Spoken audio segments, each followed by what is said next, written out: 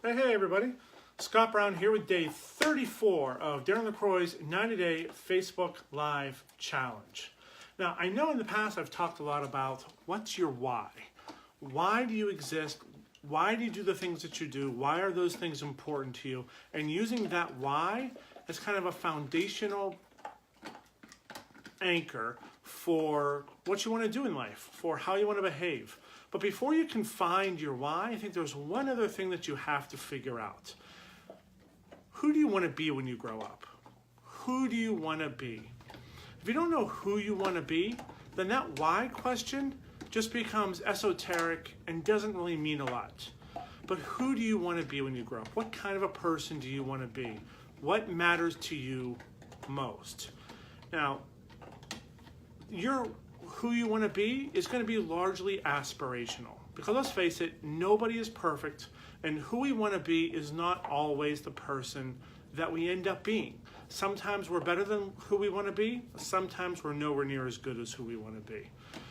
And I'll be the first to admit that who I want to be, the person that I want to be thought of long after I'm gone, when someone says, who was Scott Brown?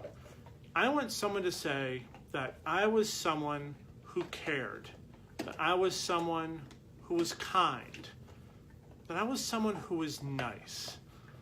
And by being nice, I helped people get more out of their own potential than they ever thought possible.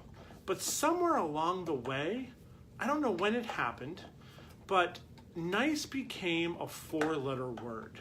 Because when you think about somebody that's nice, you think about the doormat that gets run over. You think about the person that gets taken advantage of.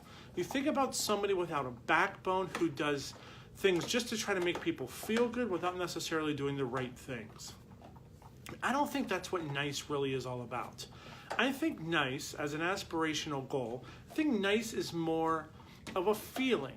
It's something that you try to help somebody through a situation by helping them feel a little bit more comfortable. I mean, it's not a word that we throw around a lot when it comes to people anymore. But when we were in kindergarten, we were always told to be nice. We were told to be nice to our siblings. We were told to be nice to our friends. We were told to be nice to other kids, to adults, to society, to our pets. We were told to be nice, but somewhere along the line, nice became a four-letter word. Why is that? Well, I think that nice, along with anything else, that when taken to an extreme, becomes a detriment. You can be too nice. You can be too kind. You can be too hard. You can be too wealthy. You can be too detached. Anything taken to an extreme can become a liability.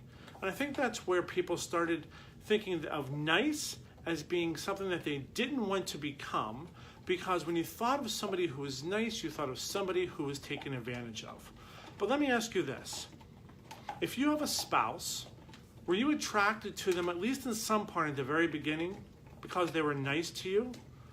If you have a best friend, do you spend time with them, at least in part, because they're nice to you? The family members who you choose to spend time with, do you do that because they're nice to you? And do you find yourself going out of your way to be nice to your spouse, to your family, to your friends, to those who you care about? I should hope so.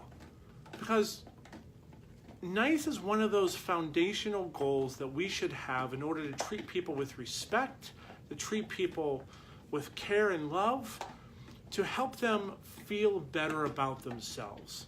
And we use the term nice in other contexts. Somebody can have a nice day, a nice shirt, a nice time, and it doesn't mean something negative. But as soon as you put the word nice in front of a person, then all of a sudden, for some reason, it becomes derogatory.